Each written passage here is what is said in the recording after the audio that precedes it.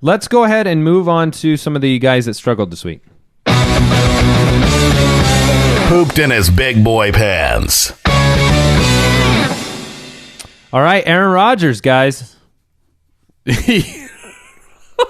Aaron Rodgers. I believe I said this last week I would start several people over him. And here's the problem, though, when you have a guy like Aaron Rodgers is, do you have the courage to put him on the bench? Well, I think Nope. I said I would do that if I had someone like Andy Dalton, who also stunk. Oh. He ended up working it out okay. I mean, Andy Dalton didn't end up quite as bad as Aaron Rodgers, so you would have been okay, but obviously not the game we were expecting there. You know what I'm excited for? I'm really excited for the 29th to see Tom Brady come and play this defense and see who wins. To play Denver? Yeah. Yeah. It's going to be Tom Brady, but / Belichick. yeah. Yeah, and this was kind of the week of the quarterback. There were not a lot of struggling quarterbacks. If you count Stafford in the big boy pants, which I don't, he had a really bad week. But most everybody else had good weeks. Rodgers was the huge disappointment. If you went into last night's game hoping to get the bare minimum from him to win, you were very disappointed in what happened. You got the bare minimum. I will say this. I mean, maybe you give all the credit to the Denver DBs. But the separation wasn't there. Davante Adams had his first game back. He looked slow. James Jones getting off a press looked like he couldn't do it. The only one that looked good Cobb was looked Randall okay. Cobb. Yeah, he looked okay, but the first read for Rodgers was always gone. It was just kind of not an offensive performance. I mean, Lacey did okay. Yeah, he scored. So, but I mean, just not a good offensive game. You got to just move on if you're an Aaron Rodgers owner. Yeah, just wait for next week. Wash your hands and move on. All right, running backs have struggled, guys. Talk to me about Gio Bernard. The Bengals game, the usage was very interesting. Gio Bernard basically didn't touch the ball at all. And he's been highly productive with his touches, so I was very surprised at his usage. And Jeremy Hill, who was actually running pretty well, they had a situation where the Bengals were on the 5 or the 6, first and goal, and they come out throwing. Just throw. Eventually, Andy Dalton throws the pick.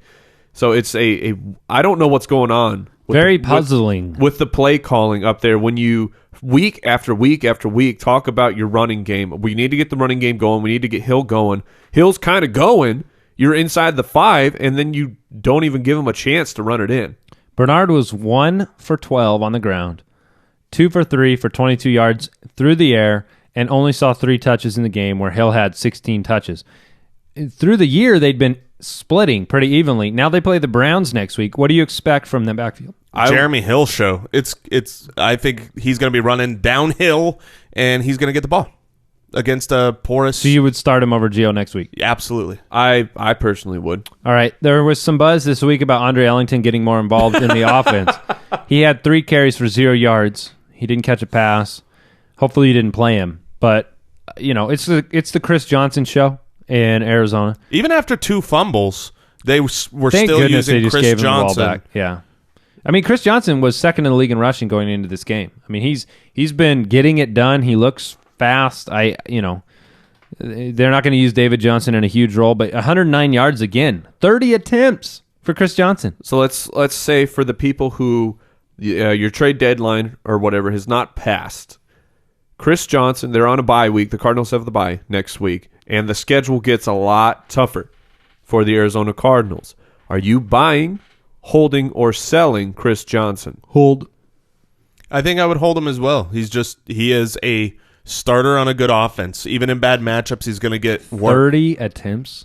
Give me 30 attempts. Yeah, I mean, because once they got the lead, they just were pounding it. Yeah. I mean, it's just like Jason said. Good offense. Take the top dog in a good offense. All right. Chris Ivory, we mentioned, had a really bad game. 15 for 17. 3 for 24 through the air.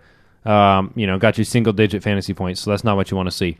At the wide receiver position, disappointing game from Marvin Jones, if you're expecting him as a wide receiver 2. And did you see the hit that Marvin Jones received? No. My goodness. Still breathing, though.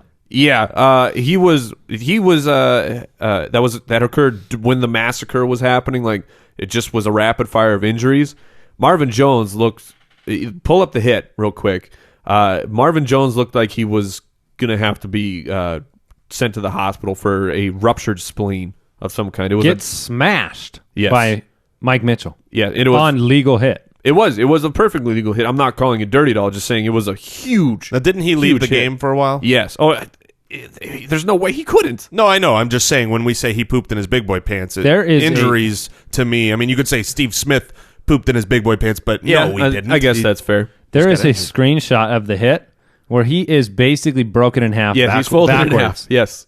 I mean, oh, ouch. Wow, good for your spine. This is a violent hit, I'm warning you. What are you doing? I was trying to watch the video and give you the play-by-play on here, but then I got a bunch of commercials. So, all right, Emmanuel Sanders. Yeah, that's disappointing in a big win. 2 for 22 was a little disappointing, and then the big one for me, and I think everyone was hotly anticipating the return of Dez Bryant. 2 for 12. Richard Sherman said, No, not today, Dez Bryant. No, Dez Bryant didn't. There it goes again. Great. I can't pull it up without getting sound. That's a big hit. That was a monstrous hit. I'm glad he's alive. Dez Bryant, I don't know how much you were expecting this week. I hope you started somebody else, but he was still in that category of like, if he's starting and you don't have a really better option, why wouldn't you want to take the chance on him? Castle, Seahawks, Dez coming back off injury, just didn't work out. Yep. So, but let's say moving forward now, with Matt Castle as the quarterback, how do you feel about Dez Bryant? Yeah, I mean, wide receiver 2-3. Yeah, middle of the road, startable guy in your second or third with spot. upside, with end zone upside. I mean, Dez, if there's one thing he does, if they can get around the goal line, maybe they give him a shot. Yeah, that's a big if. But so let's say these other guys who are like twos right now, so a Marvin Jones, a Willie Snead, even kind of higher, a Stephon Diggs. Are you starting Dez Bryant over those guys? No, not right now. Yeah. Not right now. So let's go ahead. Jason Witten had a bad week at the tight end position. I'm not super worried about it, but I mean, you're kind of in that you'd rather not start a Cowboy situation. Unless it's Darren McFadden. Yeah. Darren McFadden was just from quantity. Just chipping away. Just yeah. ding, ding.